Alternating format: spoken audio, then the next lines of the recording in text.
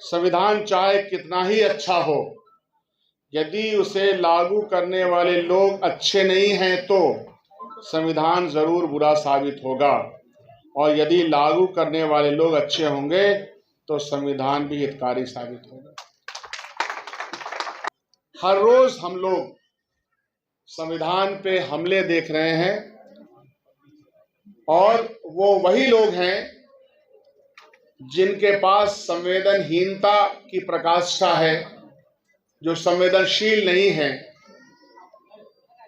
समाज का यह वर्ग जो हजारों साल से तारीखी तौर पर सताया गया, कमजोर कराया गया, दौलत की हिस्सेदारी नहीं हुई, और आजाद मुल्क में भी इस हिस्सेदारी के प्रोसेस को विभिन्न तरीकों से कमजोर किया गया।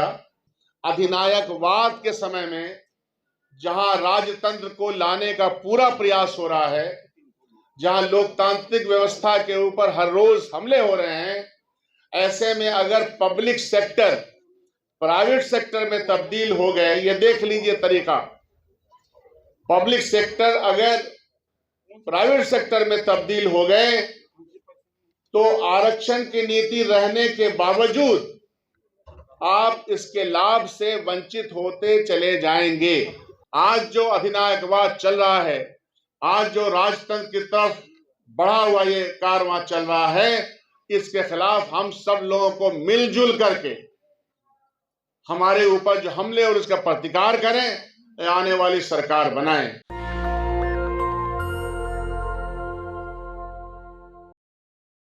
आपसे ऋतुराज जी से हमारा संबंध जवाहरलाल नेहरू विश्वविद्यालय के दिनों का है। आप हमारे सीनियर रहे हैं यूनिवर्सिटी में, और अपने जीवन काल के शुरुआत के दिन से ही सामाजिक न्याय और सामाजिक व्यवस्था के खिलाफ जो चल रही है सामाजिक व्यवस्था, उसके खिलाफ और सामाजिक न्याय के पक्ष में अपनी आवाज़ बुलंद करते रहे। मैं चंद लाइनें, जब भारत का संविधान पेश किया गया और संविधान निर्माताओं में पूरी कमेटी ने इसको पास किया, उस वक्त के बाबा साहब भीमराव अंबेडकर के चंद लाइनों का चंद जो शब्द हैं वो से सुना करके मैं एक दो सेंटेंस बात करूंगा। संविधान चाहे कितना ही अच्छा हो, यदि उसे लागू करने वाले लोग अच्छे नहीं हैं तो संविधान जरूर बुरा साबित होगा, और यदि लागू करने वाले लोग अच्छे होंगे तो संविधान भी हितकारी साबित होगा। यह बात मैं इसलिए कह रहा हूं कि हर रोज हम लोग संविधान पे हमले देख रहे हैं, और वो वही लोग हैं जिनके पास संवेदनहीनता की प्रकाष्ठा है, जो संवेदनशील नहीं है।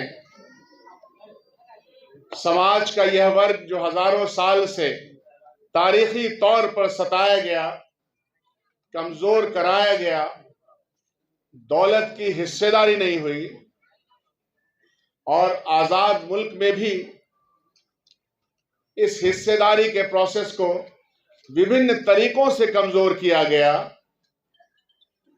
संवैधानिक व्यवस्था होने के बावजूद जो राजनीतिक व्यवस्था हमारे पास रही, जो आर्थिक व्यवस्था हमारे पास रही, इन तमाम व्यवस्थाओं में इसको कमजोर किया गया। लेकिन साथ साथ संघर्षों का सिलसिला भी चलता रहा, और आज भी संघर्षों का सिलसिला जारी है, जिसमें उदित राज जी की भूमिका बहुत बड़ी है। मैं चूंकि इनको बहुत दिनों से जानता हूं, लाखों लोगों की तादाद में आप हमेशा इस विषय पे आते हैं।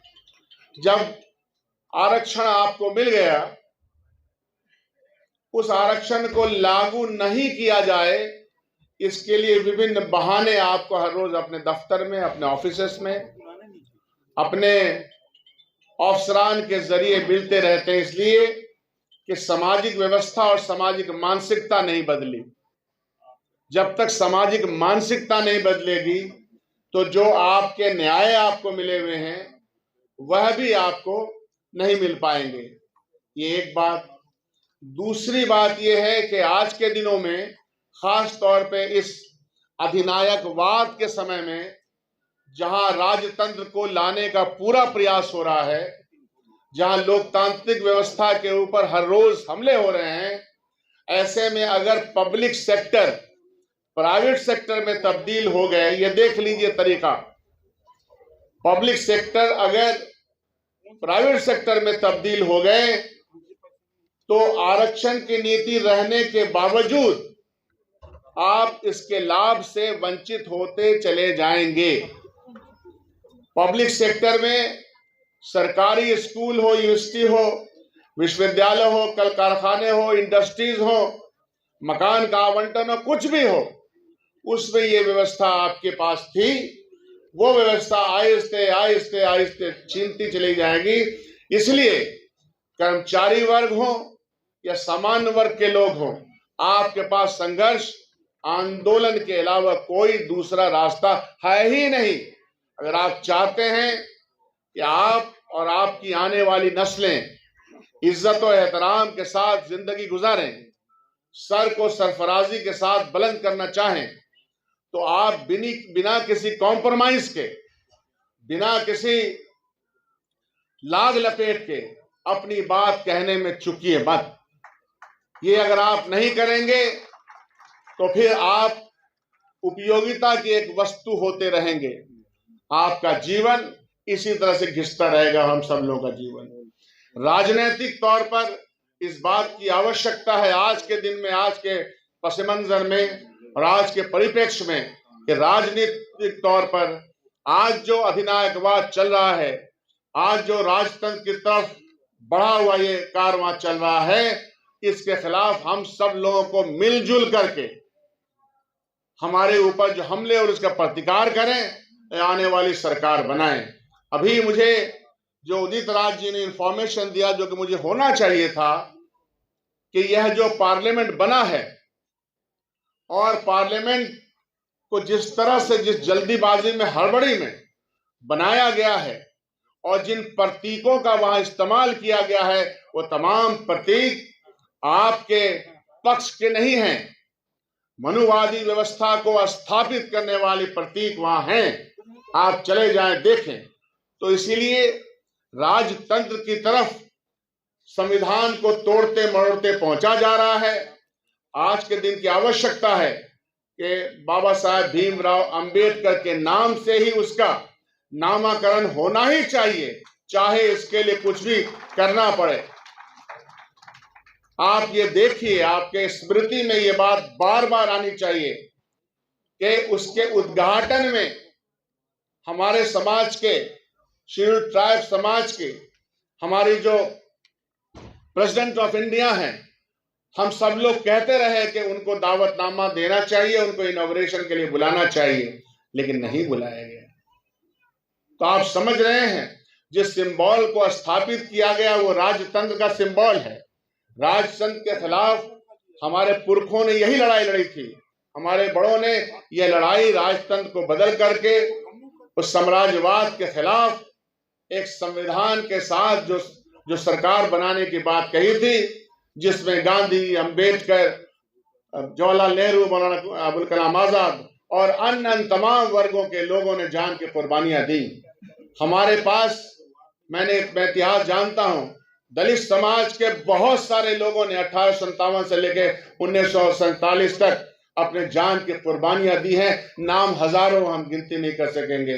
तो आने वाले दिनों में जो ये असेंबली होने जा रही है, आपने मेरी आंखें खोल दी है। असेंबली जो सर होने वाली है, इसी असेंबली में 4 दिन का है।